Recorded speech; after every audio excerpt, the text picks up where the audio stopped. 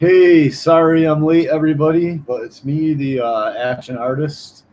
It's the Saturday afternoon podcast. I was, I just had I had bedhead. I just got up from a nap. It's Saturday. It's my weekend, and I had to get up early and on my day off and work. And then I had to meet up with my one of my business associates, and we had to talk about some business. Things are going really well for me right now.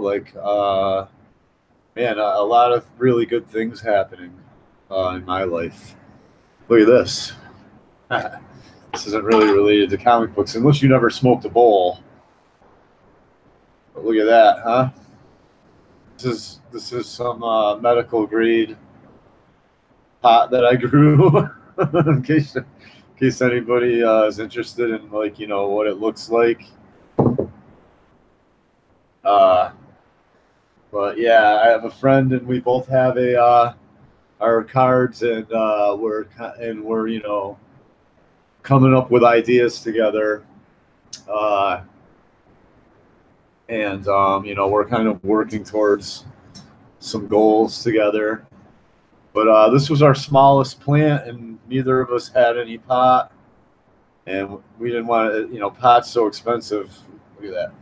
Pot's so expensive. We didn't want to spend all our money, and look at that stuff. And so we one of the plants. Look, it's got a hair on it though. That's not medical grade with hair, dog hair and stuff on it. But you can see what it looks like. It's very frosty. See it's like hazy looking. That's all the crystallization on it. And we basically cut the smallest plant we had. We cut it down and split it in half. And we already topped it like last week because we didn't have anything, and so we took the tops off of it. The rest of it wasn't done yet though, and it got done today, and we cut it down and split it in half, and I put it in my Walmart dehydrator. And now I have weed. I have marijuana for the week if I want it. And I don't know if you know this, but I went to the doctor like 2 years ago when marijuana got legalized, because I always have smoked it for stress. And like if I'm crunching, if I'm like under a lot of stress and I'm pulling an all-nighter or something like that, I like to smoke a bowl of weed. It like relieves your stress. You know what I mean? It's a stress reliever. And but anyway, my point is I went to the doctor to get my medical card, and I told her my situation, the doctor, and she's just like, okay, so why is it that you want medical marijuana prescribed to you? And I went on about a 15-minute rant, pretty much like my videos. And by the end of the rant, the doctor was just like looking at me like, I was like, what? And I was like, and she's like, you have stress. And I was like, yeah, I have a lot of stress. And she's like, well, I was telling her about how I pay child support, don't know where my kids are, nobody cares, can't afford money for lawyers. I told her I work in the medical field, can't afford insurance. Told her under Obamacare I get fined for not being able to afford insurance. And I said I live paycheck to paycheck. I already tried to get my college degree. Now all I have is college debt. I just told her everything.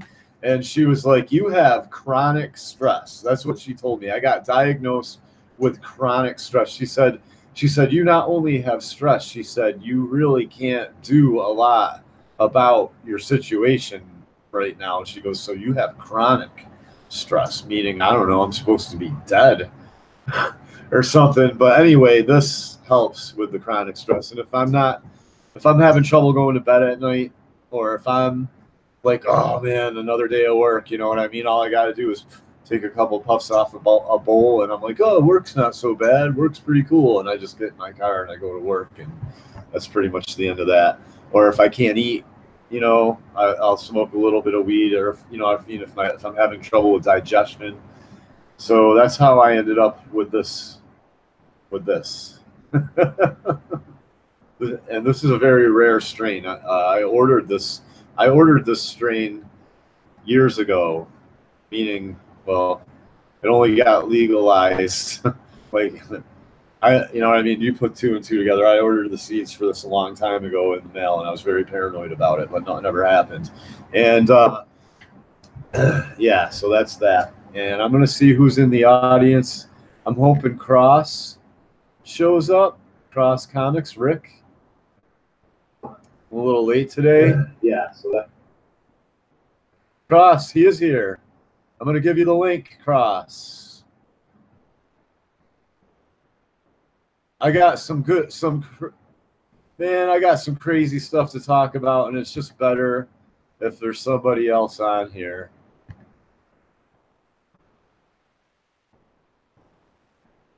Here's the us. Anybody wants to come in? I'm not gonna leave it out there because I can get my stream hijacked, but I'll let Cross come in, and then I'll just delete the link, I guess. You coming in, Rick?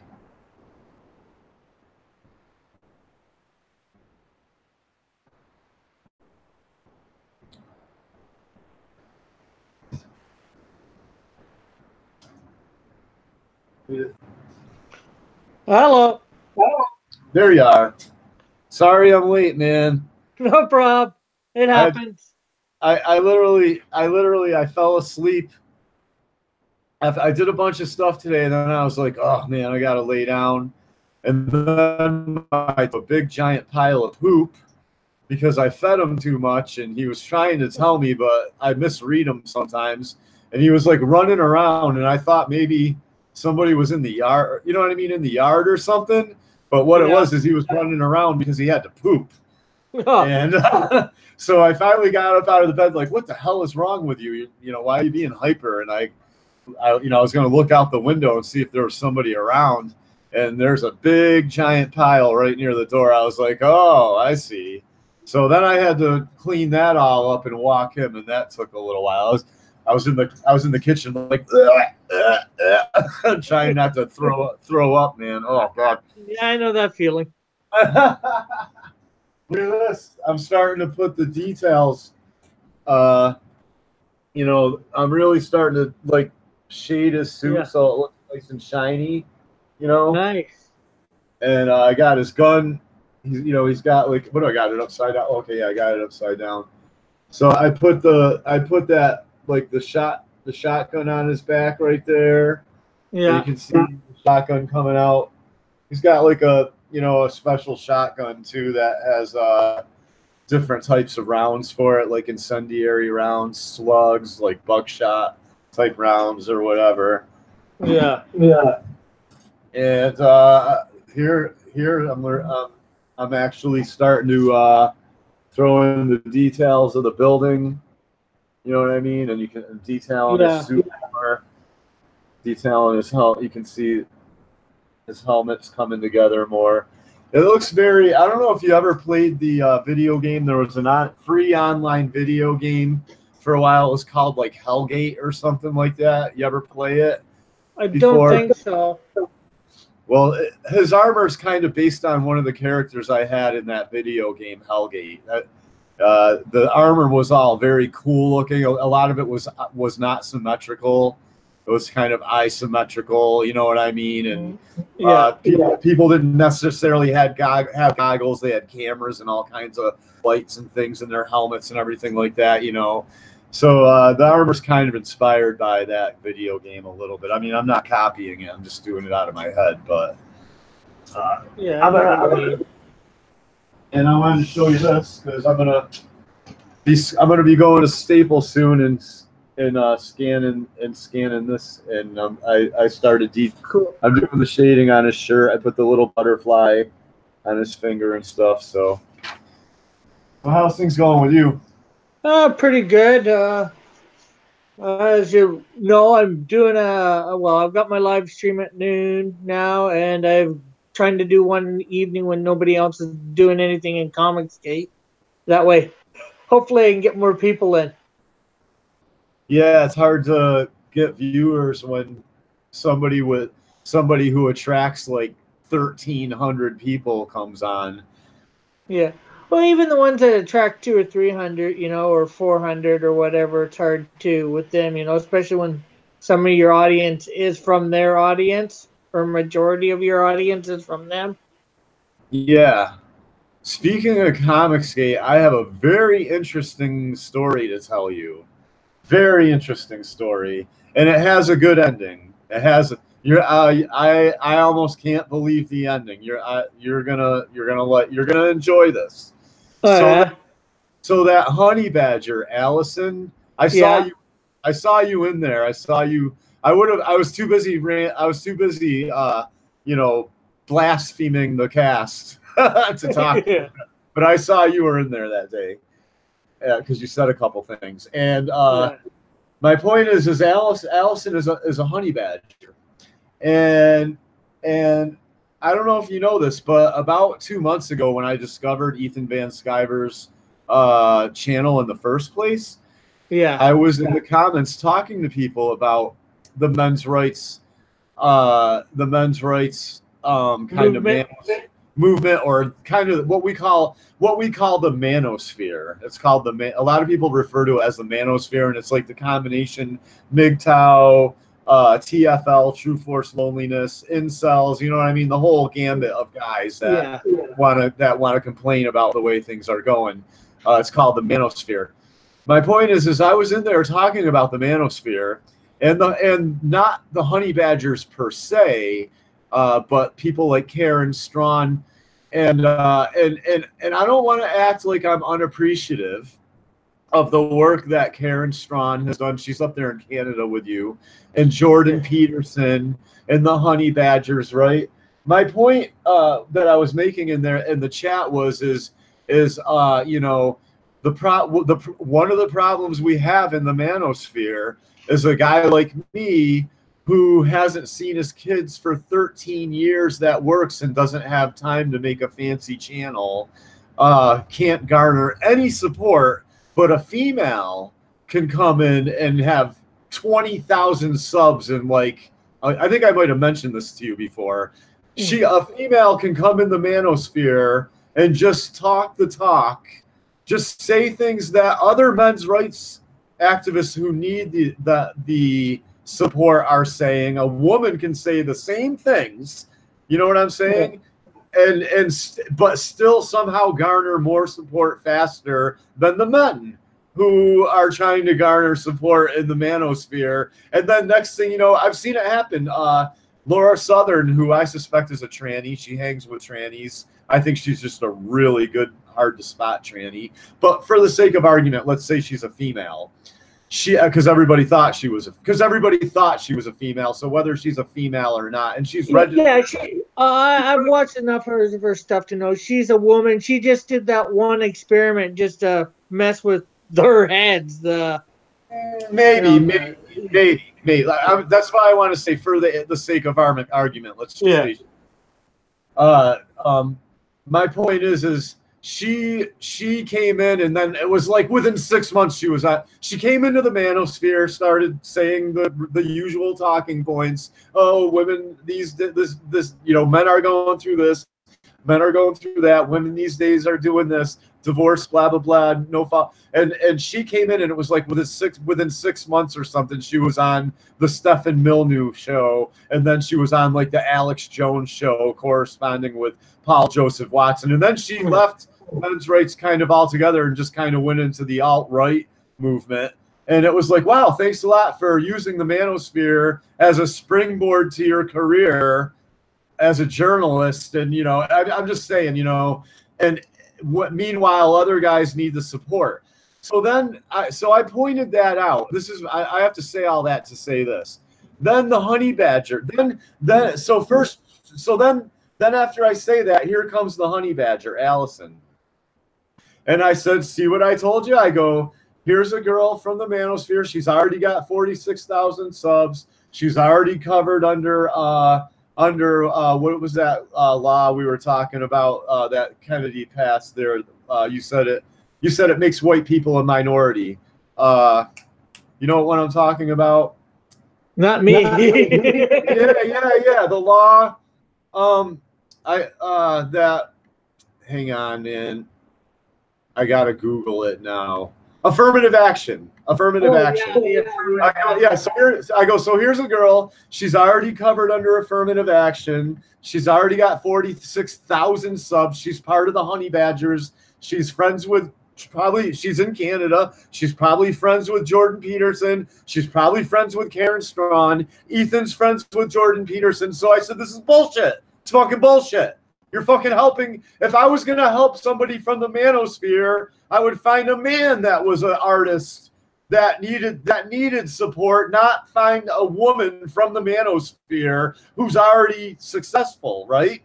Yeah. So I mean, I'm saying let's just make sense here. It's white males that are under attack. But I'm going to go to the Manosphere and help a friend of a friend that's already successful. That's a female. It doesn't make it. This is not what Comicsgate is supposed to be doing. So here's where the good ending comes in, Rick, and you're not going to believe this. So she made a video about how she kind of got scut, about how her going on EVS's show kind of caused a mutiny, and I commented on her video and I said, hey, sorry to hear. I was kind of being mean to her. Well, sarcastic to her, not mean, sarcastic, which can come off as mean. So, or it kind of is mean. So I said, hey, sorry to hear about, your little tragedy there on your hugely successful channel. I go, but I'm a guy. My kids have never met me, haven't seen my kids in 13 years. I'm a pretty damn good artist. I've been trying to get in comic books for years. You know what I mean? And nobody gives one F about me, basically, whether I ever get my comic book off the ground or if my kids ever meet me. Nobody's helped me, period. And you know what she wrote back to me? What? She responded to me and she said, if there is any one-time amount that the Honey Badgers can help you with, write us at, and she gave me the email address and then said, we will try to help you. So she basically offered to fund my comic book. Well, so there's that. One time, I basically ate my shoe. Like, I was like, well, thank you. I basically opened my mouth and jammed my foot right in there. But at the same time, if I didn't say anything, I wouldn't have got that response. Nothing would have happened. But I'm man enough to say thank you and be like, thank you and mean it. So there's that. So I'm very happy about that. That happened. I found that out this morning. I saw her comment. Oh, that's good. It is good. Hello to the people in the chat. Yeah. Hey, what's up, people? So I'm not sure we got one or two there. We had 4 watching. Well, I'm one of them. So. Yep. But because I got it on my tablet, the chat and all that. So how's cool. Well, that's a one-time. Well, she said a one-time fee, or a one-time thing. So you got to make sure you know what that you want for that one-time fee. I'm gonna have to get back to her on. Well, first off, I got to have something for them to fund. And so I got it. So now it's up to me to get the work done, and then send it to them and figure out what. Well, you might want to clarify what she meant too. Just she might meant for comics or legal fees or whatever. That's what I thought. Like I think she meant the comic book, but she could have meant my lawyer fees. But I don't have any lawyer fees except I would like to give the lawyer some money. Or it could she They're could have working meant from something home. else entirely. Like she said, a one-time fee or help out for whatever. So Or just whatever. Yeah. I really appreciate. I couldn't believe. I didn't even get an alert either. I wouldn't even have known she said that. I was like, I wonder. She didn't answer me. You know what I mean? And I click on the. yeah, I find the video, click on it, and lo and behold, I didn't even get an alert, and she answered. And she answered me. So I don't know what's up with YouTube, but whatever. I don't know. yeah. I'm having a good day though. I really, dude. Rick, I don't know if your praying's been helping, my friend, but man, let me tell you right now, like things are really happening around here. The Well, past, that's good. I think That's I'm really gonna, good. no, dude, I'm gonna see my kids. Uh, I think I'm gonna have to stop spending money on pot. Like, I don't think I'll ever have to buy pot again. Like, I think I've pretty much unlocked the code for growing enough for growing good a good amount of quality weed that I won't ever have to spend money again. That's Mhm. like quit. I already quit smoking cigarettes, Well, and that's good. yeah. But my point is that alone probably put you know Couple uh, $100 in your pocket a month. a month, right? Well, this is going to be like quitting smoking all over. Like I'm probably going to be flush almost all the time now. Like I literally think I have a shot here at having some bit of an a decent existence, man. I'm telling you, and I'm gonna see. I mean, this might be the best Christmas that I've had in a while, like seriously. So I think I'm gonna have money. I think my kids are gonna be here. You know what I mean? I mean, I'm almost giddy about this. Things are happening, Rick. So I thank can you, believe it. thank you for praying for me, man. Thank you for Oh, praying no for problem. me. Oh God. I needed some breakthrough. You know what I mean? I can't be constantly facing down the same giants forever. You know what I mean? I needed a breakthrough. Yeah, I know what you mean for sure. Oh. So, what do you got planned for the evening? You coming on tonight to draw live? I think I'm going to draw live tonight for a little Well, I while. wasn't planning on it tonight. I think I'm like I said, I'm doing my live streams at noon, 7 days a week at the moment. Once I get through my 66-day challenge, I'll probably cut out Sunday for doing at my noon. Well, I shouldn't say noon. I never do it at noon on Sundays, but Yep. I'll probably cut out the Bible study one on Sunday, Yep. and I might do the live drawing. I'm not going to do it tonight, or I might just cut out live drawing on Saturday, Sunday. Yep. That's but Monday through Friday, and I'm taking requests for the drawings, too. So, and I think they're liking that. I'm I up want. to.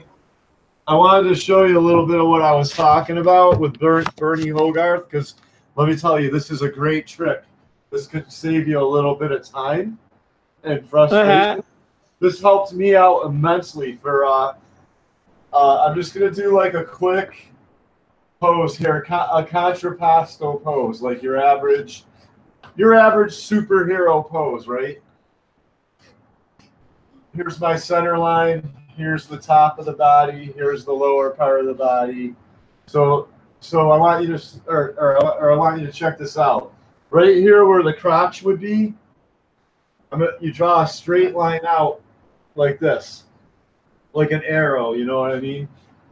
And then and this is your B shape that I was talking about. This is called the B. It's called the B shape, S shape method or something. It's by Bernie Hogarth. So I'm going to show you. You just go right there from the corner of the hip. You go straight down, or you make an arc to where your kneecap is. You can circle it off. It's about halfway. Then you make another arc right down to the ankle, and there's your pretty much there's your leg, and that's the B. This is a backwards B, but that's your B shape. Right there. The B. I figured that's what you were talking about when you said the B. Well, for contrapposto, if you really want to, if you really want to kind of make it look dynamic, you do a combination, 3/4 turn, contrapposto, so it looks like they're kind of leaning on one leg, putting their weight on one leg. And then the other shape is your S shape. And I know that one's hard to fathom, but that comes down like this. So there's your S shape. And then you just the B again. Yeah, and the back on the other side you do that. And that gives you that contrapposto kind of pose, and then you put your arms in there. Maybe they got it. Maybe it's the Punisher, and he's got like a pistol in his hand or whatever. I don't know.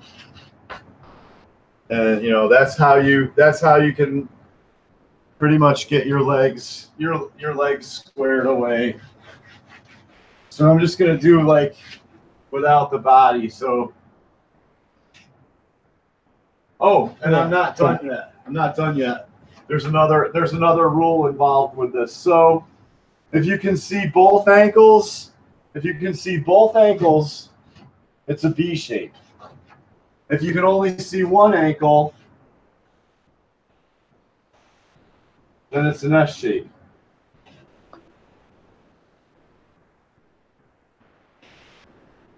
Right? Yeah.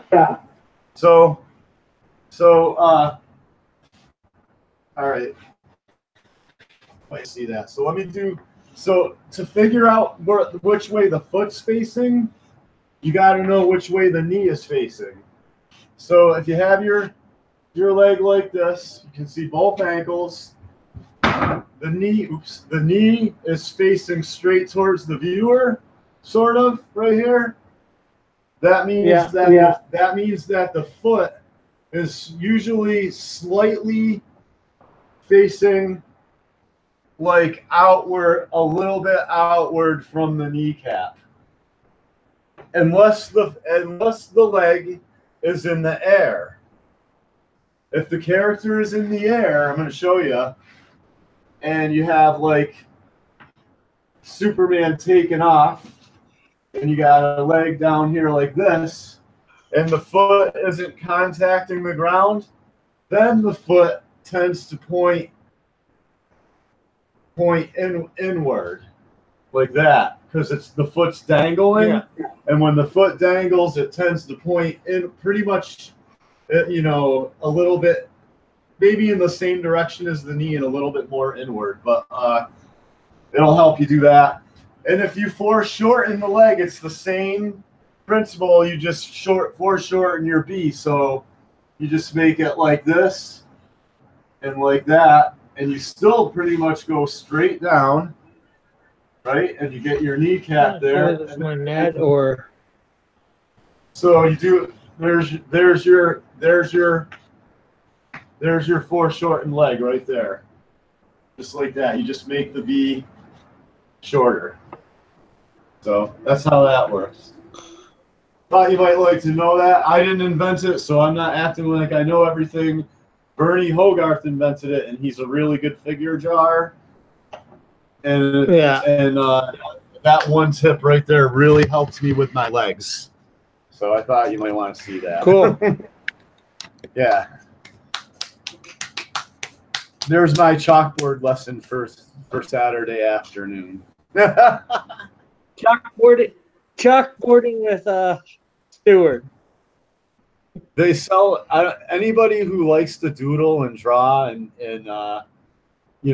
they sell this chalkboard paint. I don't know if you've ever seen it before, but you basically paint it on your wall and it dries, and then you got a chalkboard. It works pretty well. I need to wash mine, obviously, but yeah. I never knew about chalkboard paint. Yes, that is. Now I do. Chalkboard paint. What's up, E. Michael? She's a man. See, he calls Laura Southern a man.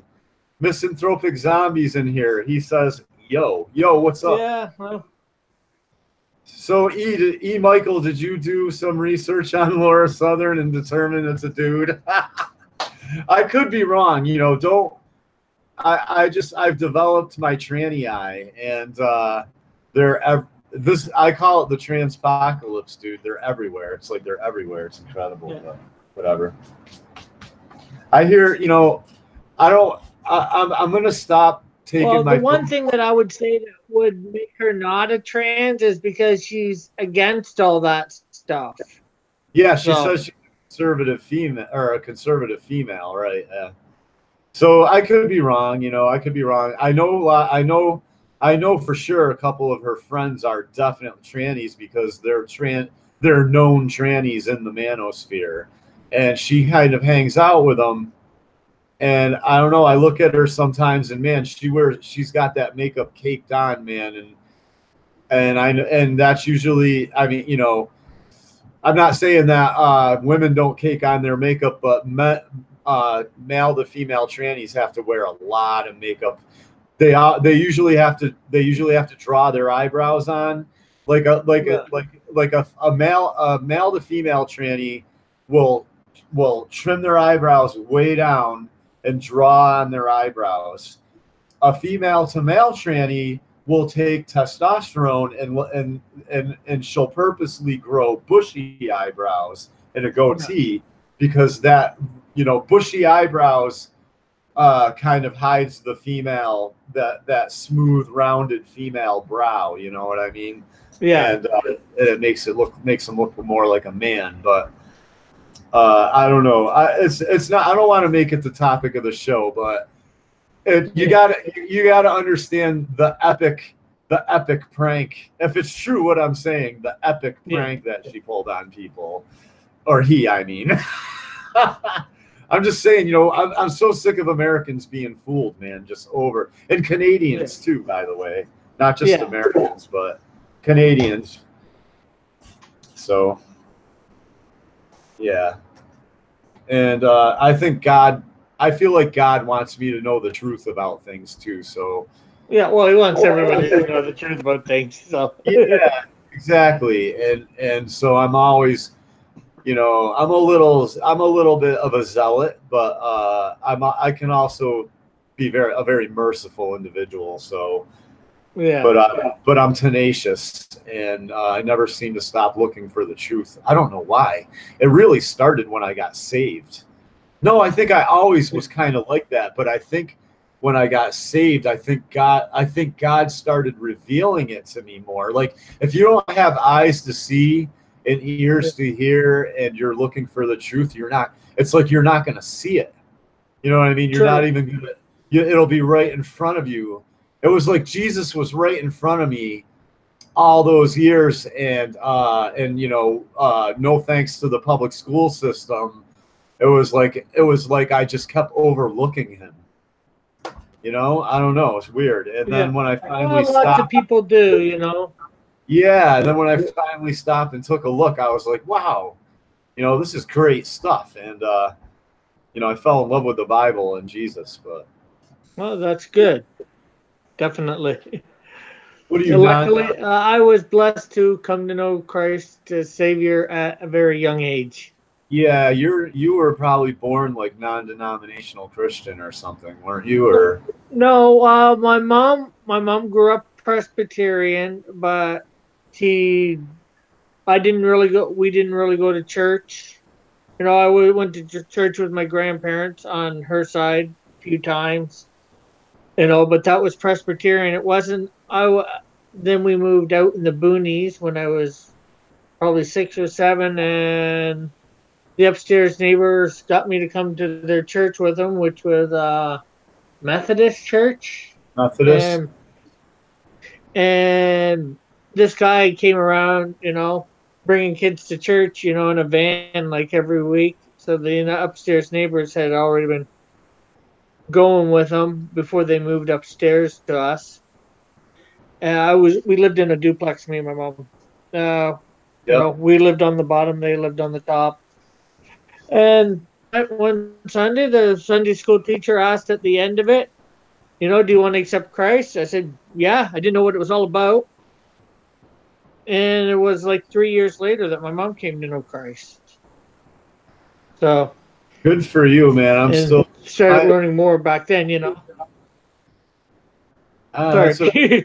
that's an interesting story that I thought you were going to tell me the other way around, that your mom got baptized or something like that, and then it Okay. brought you and got you in on it. No, it was the other way around, huh? Yeah.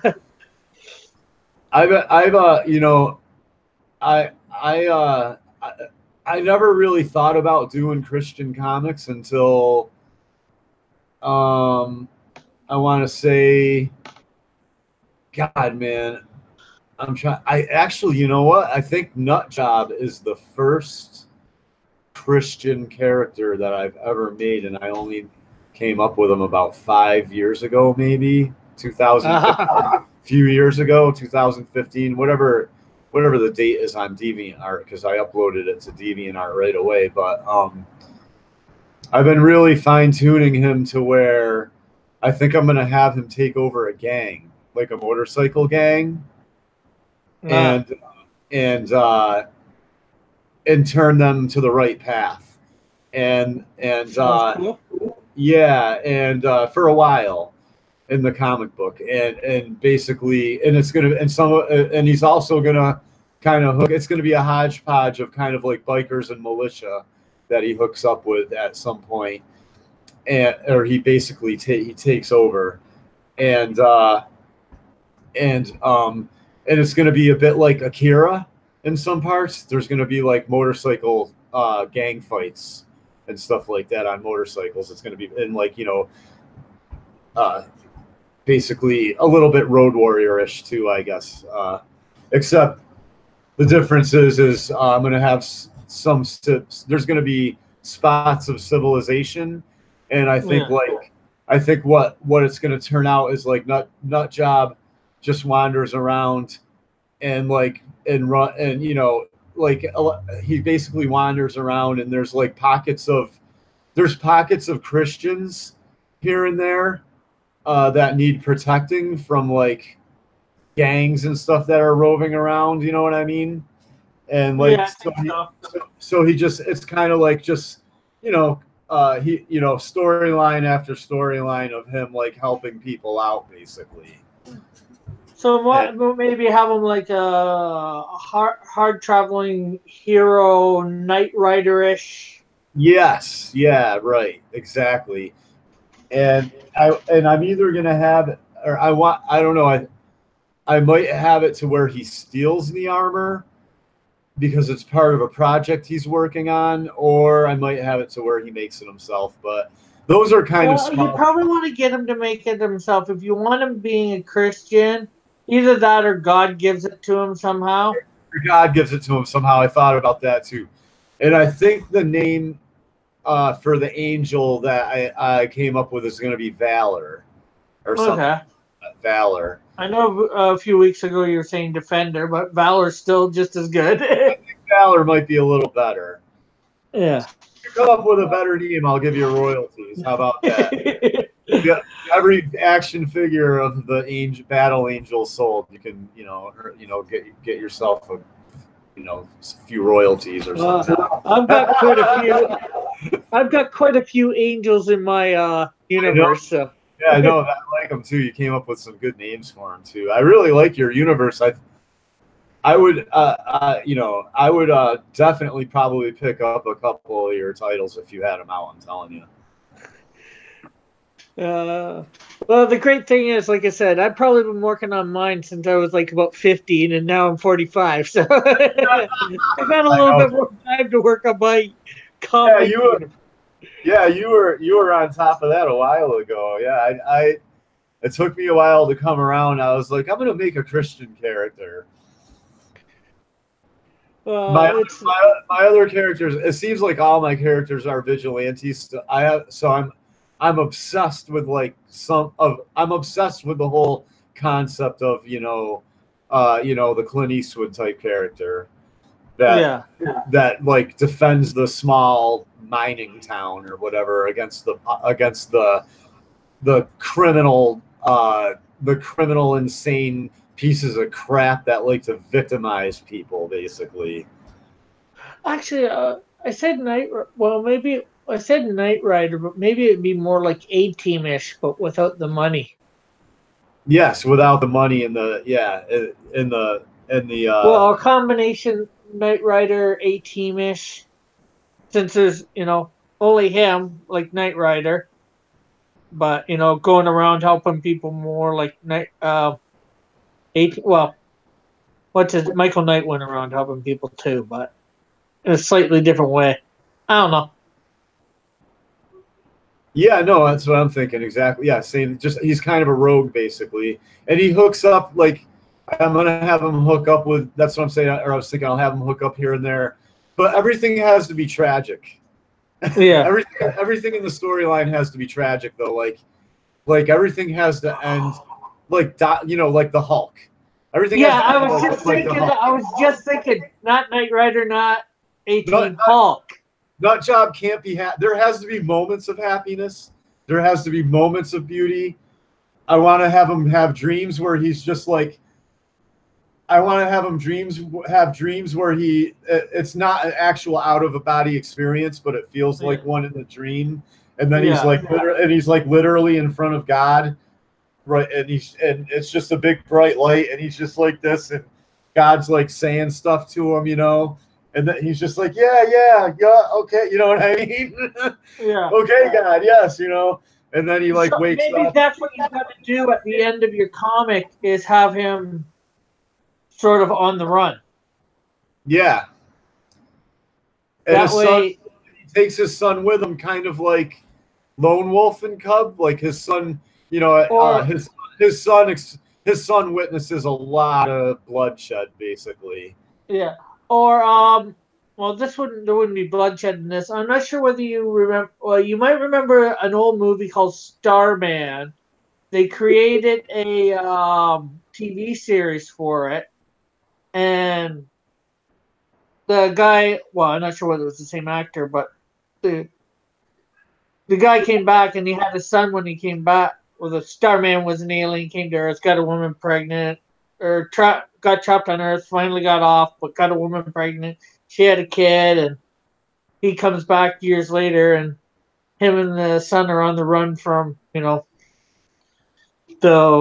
authorities because, he's an alien. They want to capture him and do all sort of experimentations on him. If I remember the premise right. Yeah. I think I vaguely remember that show. I think it was like around the time I was kind of out on my own and didn't have cable, though. But yes, I think I know exactly what you're talking about. Do you have any tragic characters? Do I have any what? Do you have any tragic characters? Yes, no, probably. I'm just asking. I don't know why. I guess it depends on how tragic you want. I have my one character, Blackout. He was in the Marine, the Canadian version, elite force in Canadian Army. So he's like super well trained. He's at the bank with his family, and he's got like a baby or whatever, or a very small kid, and the kid's making some noise. It starts getting robbed. He was not going to do anything, go into action, but then they threaten his kid. So then he steps into action, and in the course of it, he gets hit somehow, and he ends up going blind. So then he becomes like a daredevil type hero. He's tragic in the fact that he's, suddenly blind. He's got his family, but, and he's got to work out being a hero, being blind. So not sure that's not too tragic. That's not as tragic as a nut job. But I don't know. I just asked because I have this fixation with fairly tragic characters. Like my characters, they're always maybe it has to do with just my villains are tragic. Sandman's pretty tragic. I almost feel like Sandman could be a good guy. Like what? Like are you talking Sandman it's from? he's the one that's usually his daughter's dying of cancer or something like that. So he's always like robbing a bank to like get money for his daughter's like medical treatment or something like that. It's like how is that a bad guy? He's being screwed by the insurance companies. I don't know. I'm not sure whether that's how he was in the comics. That you're probably thinking the movie. That was just in the movie. I'm not big on Sandman. I thought they kind of followed the comic book, but yeah. Well, for a while in the comics, he did turn into a good guy. Did he really? Yeah, and then he ended up going back. I'm not sure what his history exactly is in the comics. Some characters I know a lot about. Some characters I don't know so much about. I unfortunately I couldn't afford to read a lot of comics when I was younger. But yeah. I should know a little bit about Sandman because he is like one of Spider-Man's main bad guys. But he's not he wasn't. He didn't pop. Sandman didn't pop up a lot. Yeah, I'm not sure whether he's an A-lister villain for Spider-Man or B-lister. Yeah, it was always like Doctor Doom and like Doctor Doom's Fantastic Four. Yeah, or you're thinking Doc Ock, Octopus, and Green Goblin, and the Rhino, Vulture, Green Goblin, Scorpion. I believe I think I had that. I don't have it anymore, but I think I had the comic book first printing the day Gwen Stacy died for a while. I don't know what I did with that. Ooh, that would be worth a lot of money. Yeah, that would be worth some dough. Yeah, I had, when I was really young, I bought a lot of comics, and I didn't understand the whole, to me, they were just for reading and leaving around on your bedroom floor. Like, nobody understood the value of what they could be worth. Yeah, yeah, it's like my parents weren't like, you need to take good care of these because they'll pay your way through college someday or something like that. Yeah. But, heck, when I first started collecting it was Archie, and probably half of my Archies or more are not in good shape. Did I tell you my friend had issue one first printing of Ninja Turtles? They're from the area. Yeah, Kevin Eastman and Peter Laird are from. Well, I think Eastman's from North Adams, which is where my father's from, pretty much. It's like 40 minutes north of my town. So they were a pretty big deal around here when their comic book hit the shelves because it was like, a local dude from North Adams has a comic book out. Yeah, I can see. And I'm sorry, but the art was kind of shitty, but the concept was fantastic. So it took right off, and my friend had issue number 1 first printing of Ninja Turtles, but it was on his he was from he lived in a trailer park, and it was on his bedroom floor. His trailer bedroom floor it was all covered in iced tea and stepped on and everything. And his name was Brian. Very smart. That one would not have been in mid-condition. Oh, he could not. He couldn't stand it. He used to sit there and be like, he's like, it was like the first time I went over his house, I was like, is that Ninja Turtles on your floor there? And he was like, he's like, yes.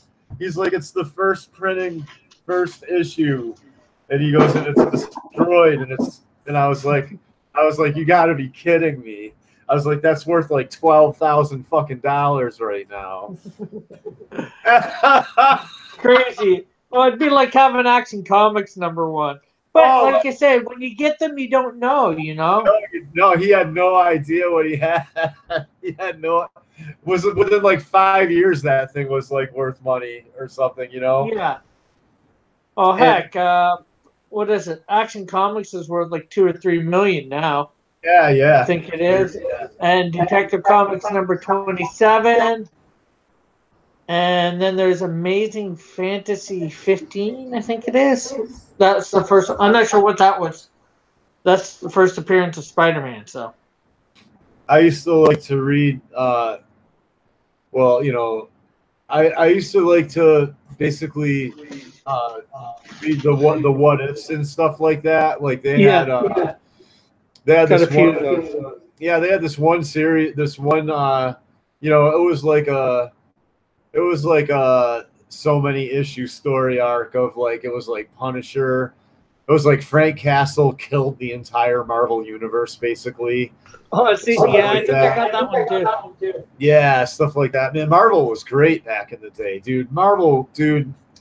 Me and my friends, we used to sit around and read comic books and draw, you know. And I always did the kind of, you know, armed vigilante, anti-terror. Like my first comic book character was called Bruiser. I think there is one called Bruiser now, and he was basically, you know, same as Nutjob. He was a vigilante, but he didn't have a tragic. He didn't have a tragic past. He was just vigilant. He was like Daredevil or something like that, you know, except not blind. And he would just, you know, he was like a spandex superhero. And then I think the third, I haven't come up with too many characters. I usually just come up with one character and I focus on that. And I really need to start designing more of a universe. That because it'll make things more 3-dimensional or whatever, you know. Well, it's good to start out with your one. You want to come up with a few villains.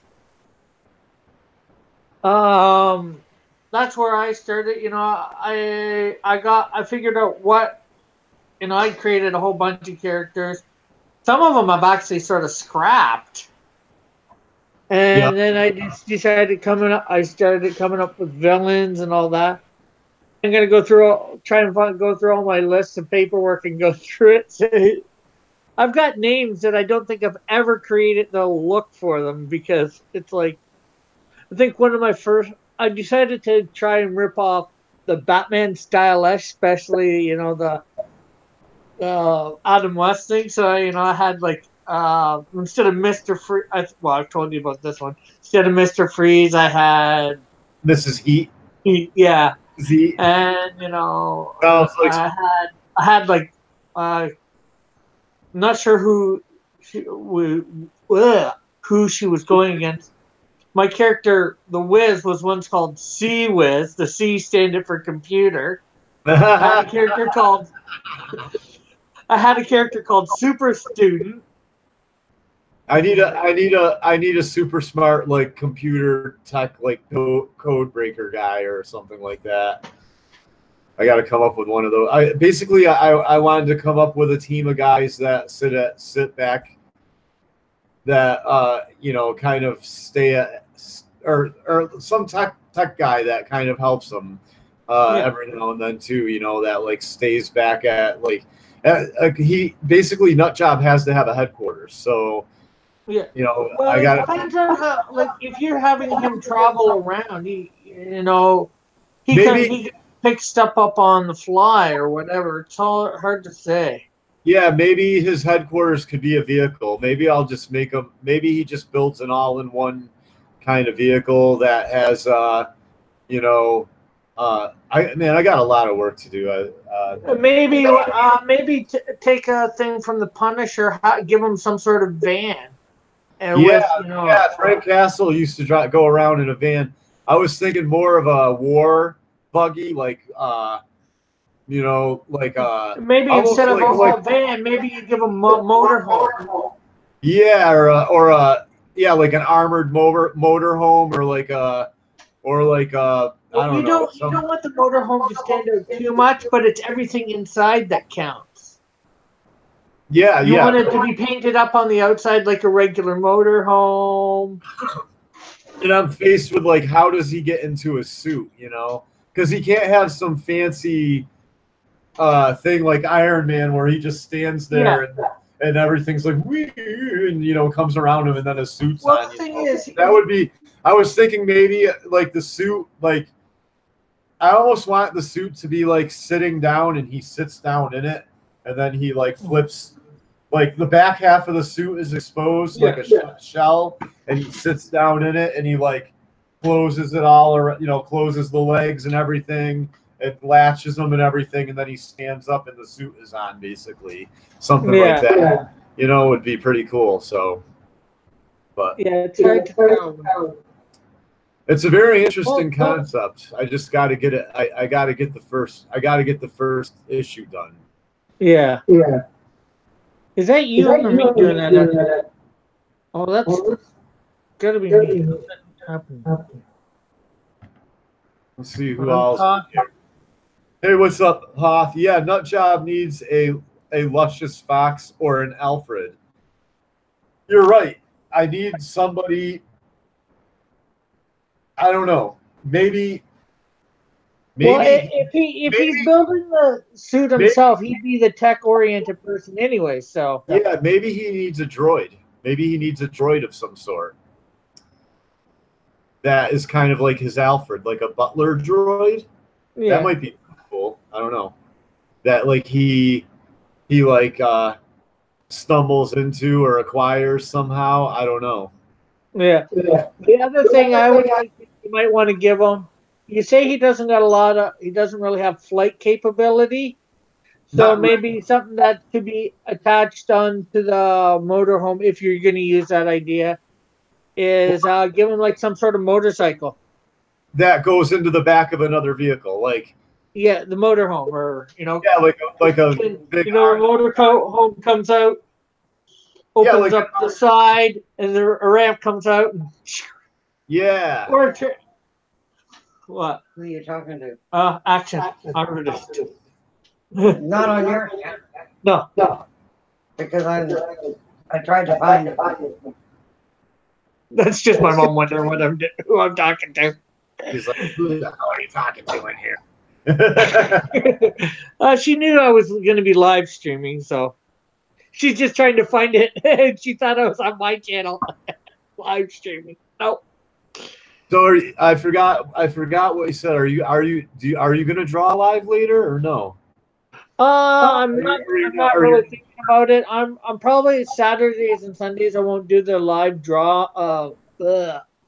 live drawing.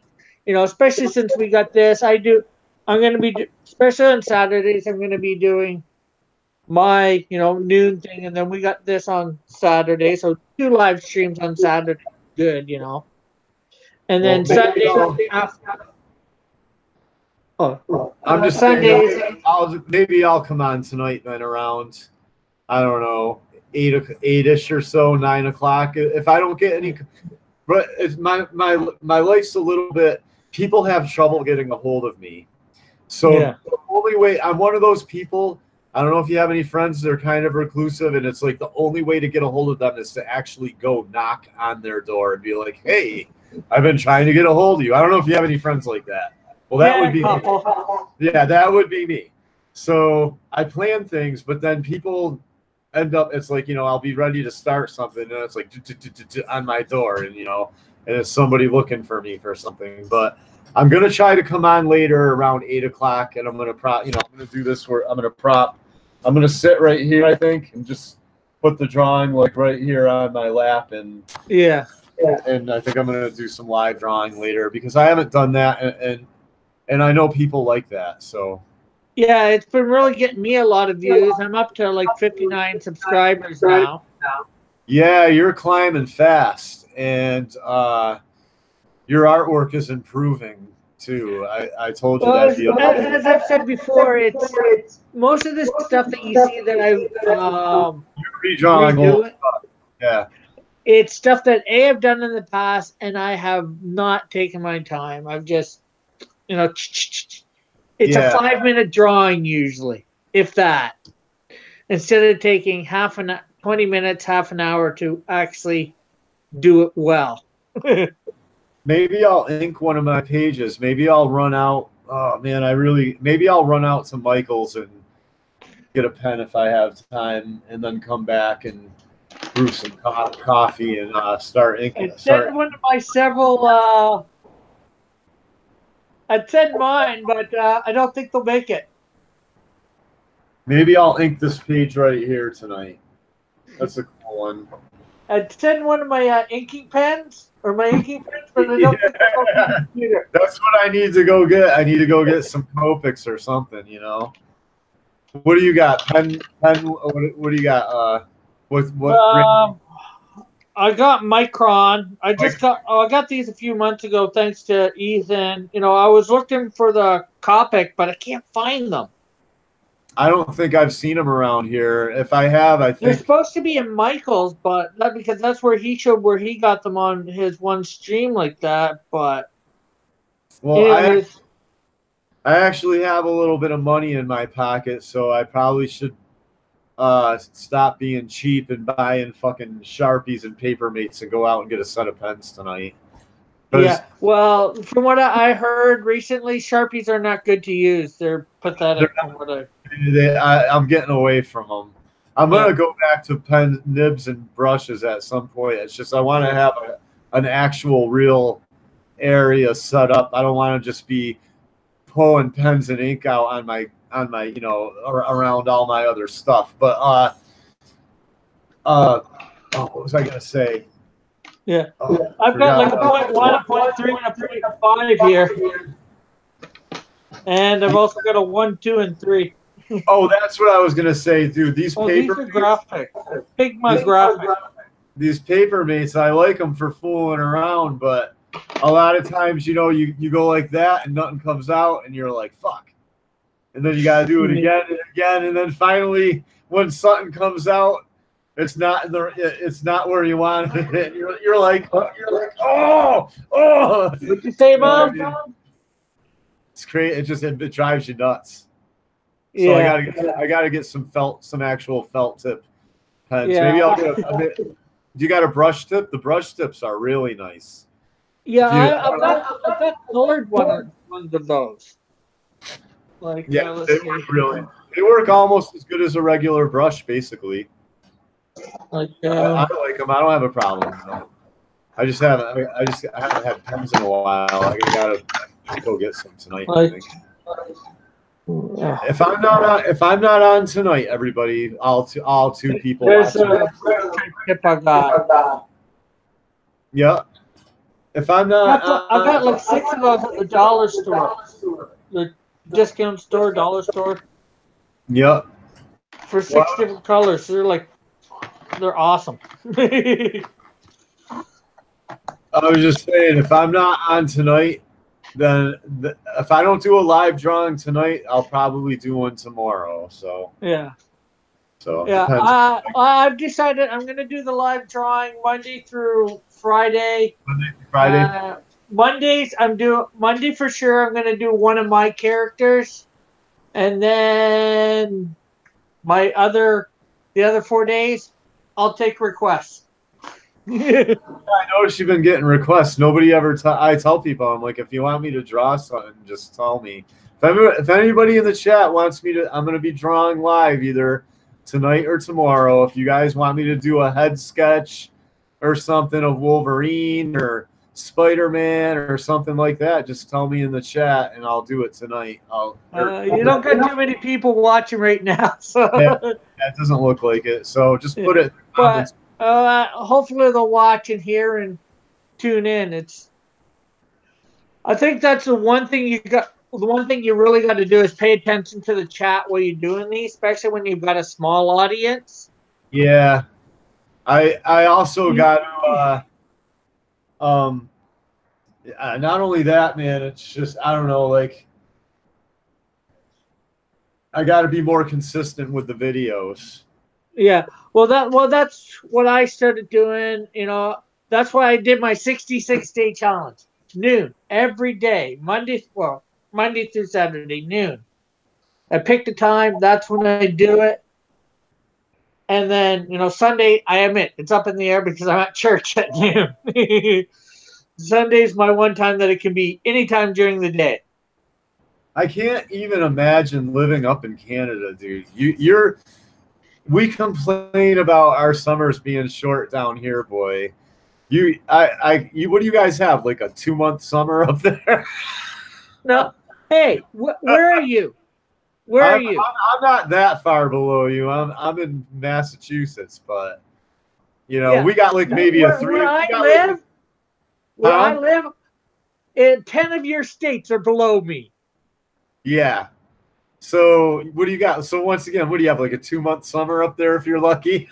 No, it's got a little chilly today, but it's Like, gonna be warm. It's gonna be warm to cool all the way till November.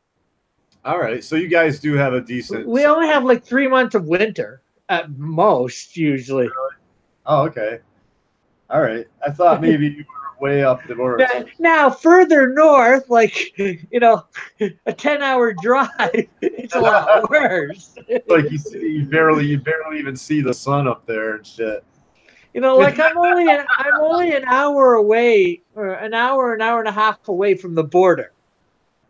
Yeah, no, I could literally come up and like have a beer with you or something. I know, I hear you. Yeah. I have a cabin. Well, I don't have it. My parents have a cabin pretty much right on the border. Ah, And I went to Canada when I was 12. ah. And my parents brought me on we went on a vacation. It was like a weekend in Canada. And I think we went to Montreal.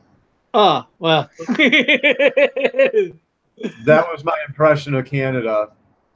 And Don't touch the rest of Canada by those. yeah, and everybody spoke French basically in Montreal. I don't know. Well, most of Canada speaks English. It's just that one province. It's just that one area that the French. Now it's a big province. I'll admit that. It's probably as big as Ontario. Ontario, I think, is the biggest province and has the most people, I believe.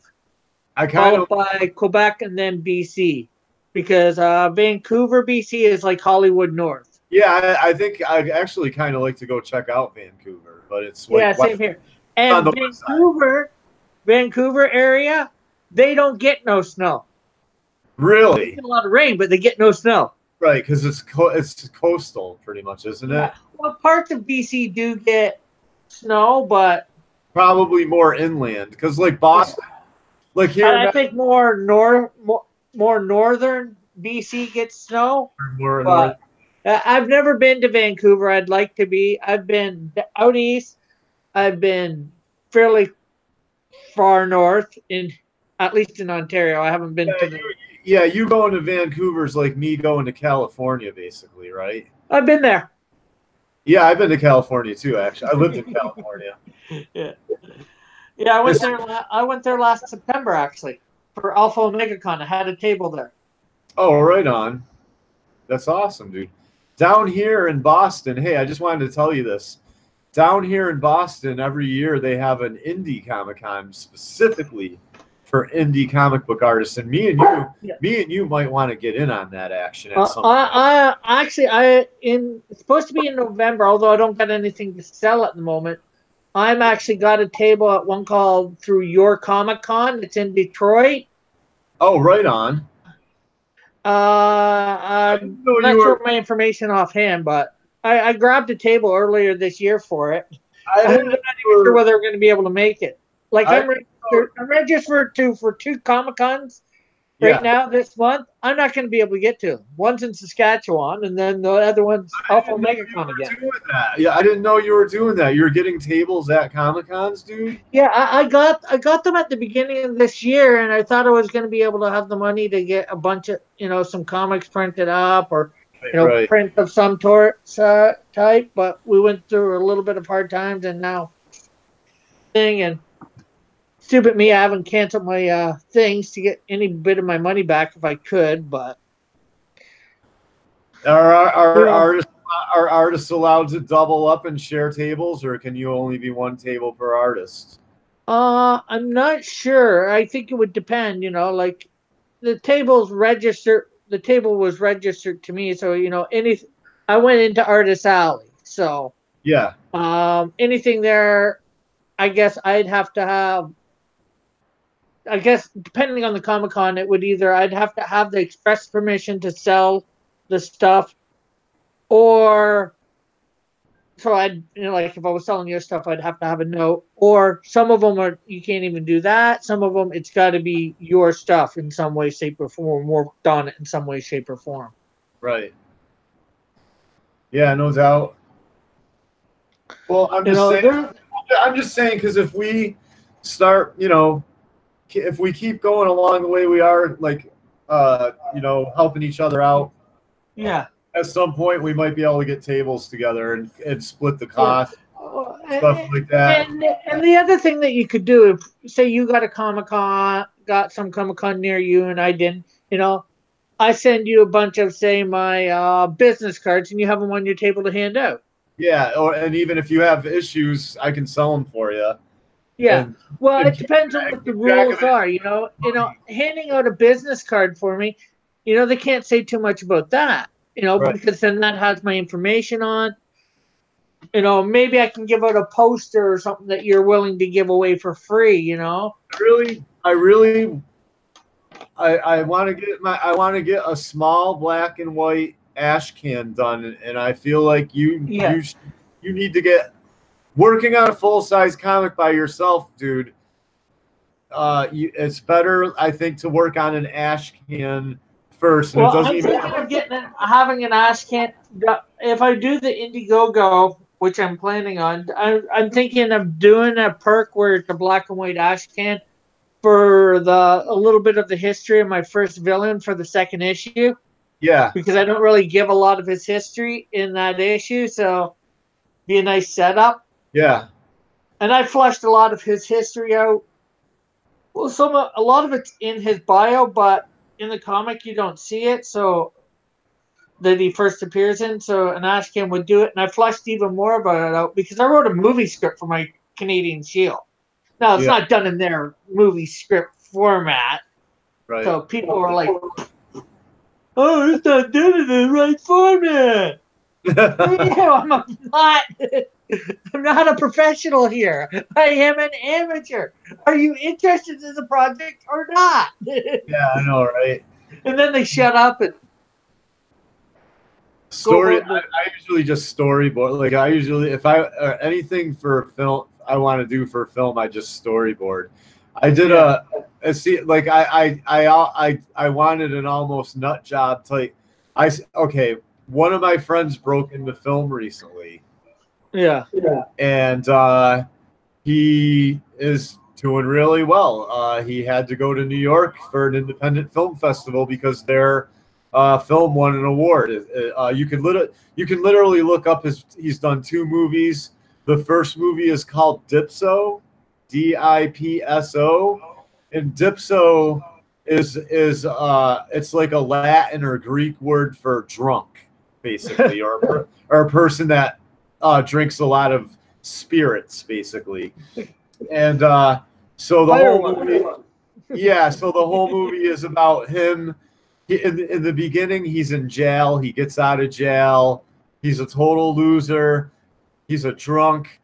This is a movie my friend did. He wants to be a comedian. And so, the movie is about him trying to accomplish his dream of being a comedian. And he actually did go to like a stand-up like contest thing out in Boston for the movie. And the director that filmed the movie filmed him participating in this comedian. You know what I mean? They actually did it for real, and the director filmed it. And, they did a really good job. And then the second movie he did, he came out with, is called Torturing the Hen. And it's about this lesbian couple that's staying at renting somebody's house. So because one of the lesbians is a theater teacher, so she's in the area doing some work, so she rents a house out, and my friend plays the people who own the people who own the house. The people who own the house that the 2 lesbians are renting. They have an autistic son. And the autistic son is my friend, and he comes and bothers the lesbian couple to the point where at the very end they call the police on them. the police show up and they make a false accusation. One of the lesbian makes it. They kind of did this as a tribute to me because I'm a men's rights activist. One of the lesbians makes a false accusation against them, and the police escort him off the property at the end of the movie. And that movie's called Torturing the Hen. But my point is I started writing a script for the director. His name is Theodore Kalatis. Yeah. You could literally look all this up. And it was a nut job type storyline. And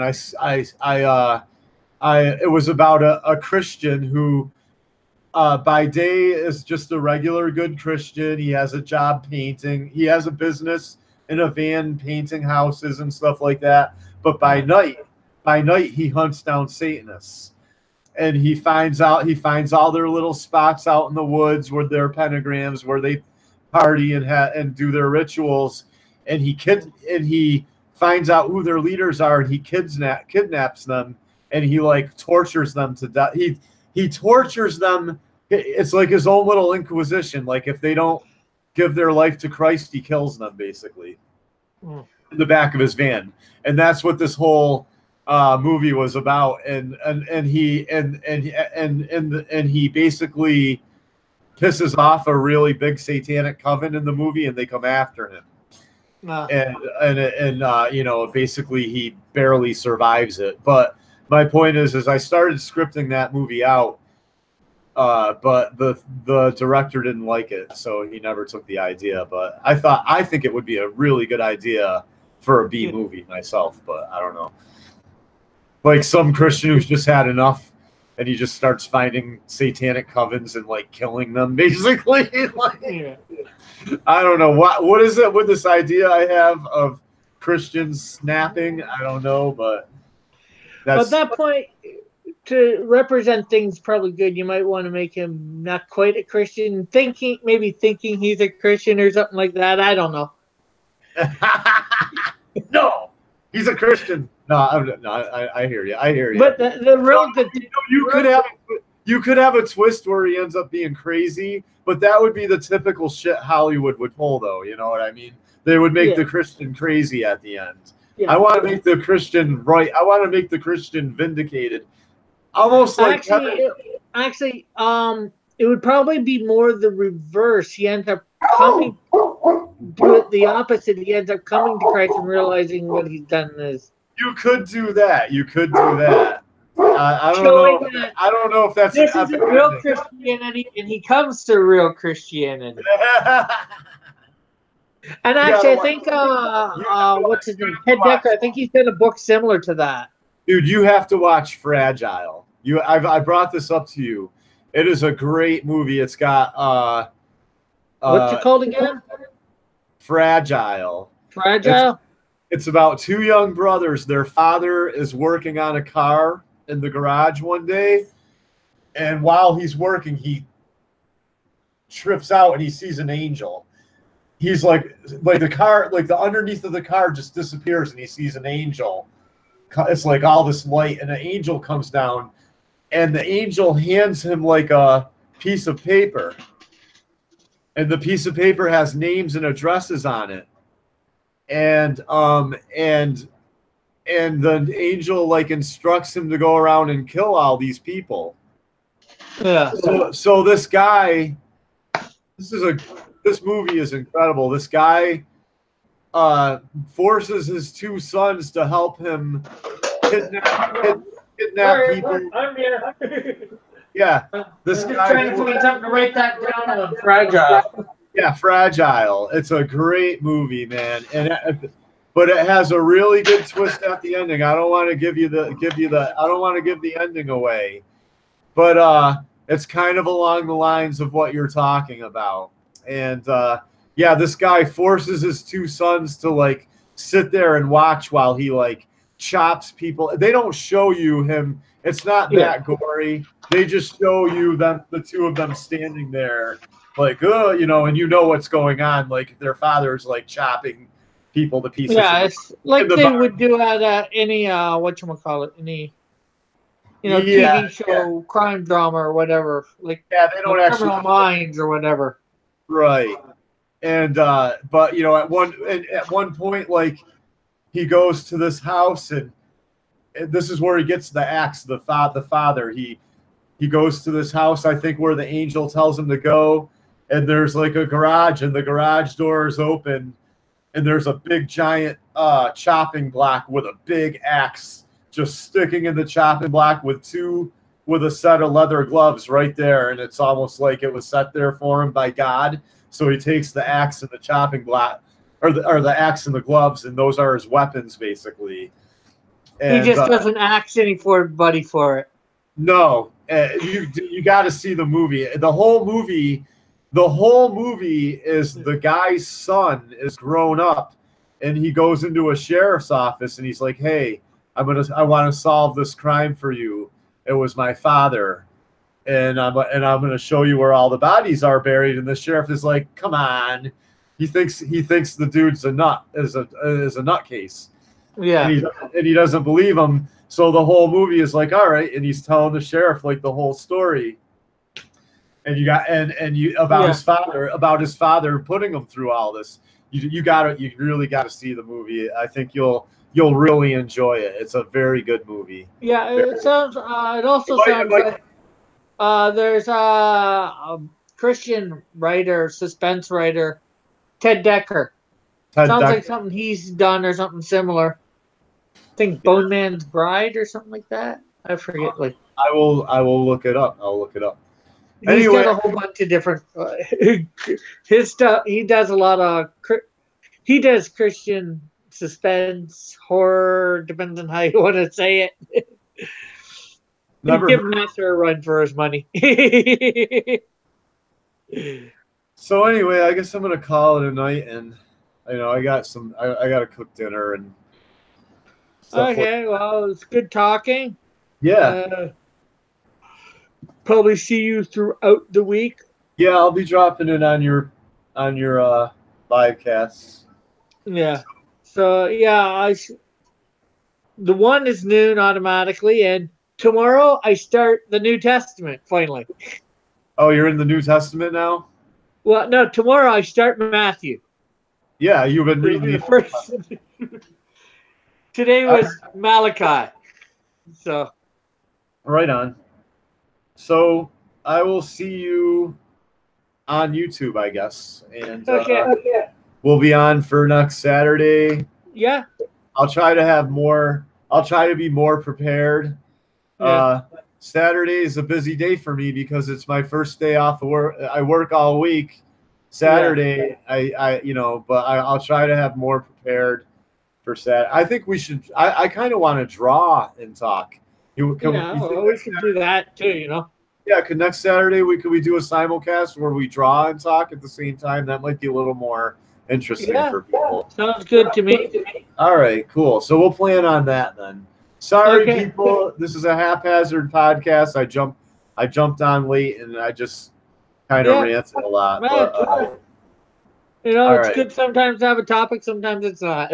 Yeah, sure. So for anybody watching, check out Cross Comics channel. Yeah, check out Cross Comics. This is Rick. He's doing Christian-based storylines, Christian-based characters. Superheroes. Yep, superheroes. And they're not your typical Christian-type superheroes. I like DC and Marvel, and I try and make my heroes a little bit more do storylines more like theirs. Well, maybe not so much nowadays, but good old days of Marvel and DC. I'm working on a sort of tragic post-apocalyptic Christian storyline. I guess you could say it takes place in sort of like, the time of Jacob's troubles or something like that. Yeah, maybe that's with what you're trying to do. Maybe that might be good for yours. Putting it during, like the tribulation or something like that. Yeah, like the rapture never happens, basically, and it's not so much the rapture didn't happen. It has. He's become a Christian because of the rapture, and now he's, fighting the forces of evil. Sort of like, I'm not sure whether you've read the Left Behind stuff. Yeah, or something, or he turns to Christ like right before the apocalypse or something like that, and then, well, and like God basically the possibilities are endless. I really got to start hammering it out. The one thing I'd suggest, try and make. I know you've got a little bit of his history. Try and write down write a bio. You probably already know his real name. Write down his height and all that. Yeah. On my website, if you go look them under my characters, there's different. Not all of them got bios, but some of them got bios, and you can read what I put in my bios. So that helps define your character. For you to give you the parameters that you have to work in. Yeah, exactly. Thanks for the support, Cross. As you can see, like you, I'm a small channel.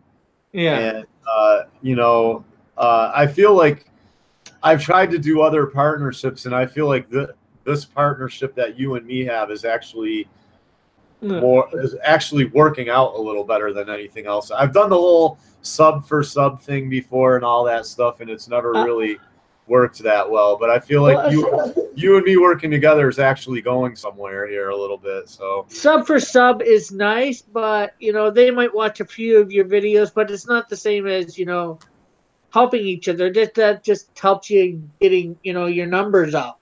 Yeah, we're actually trying. It doesn't help in people actually watching. Yeah, we're just especially if they're not interested in your content.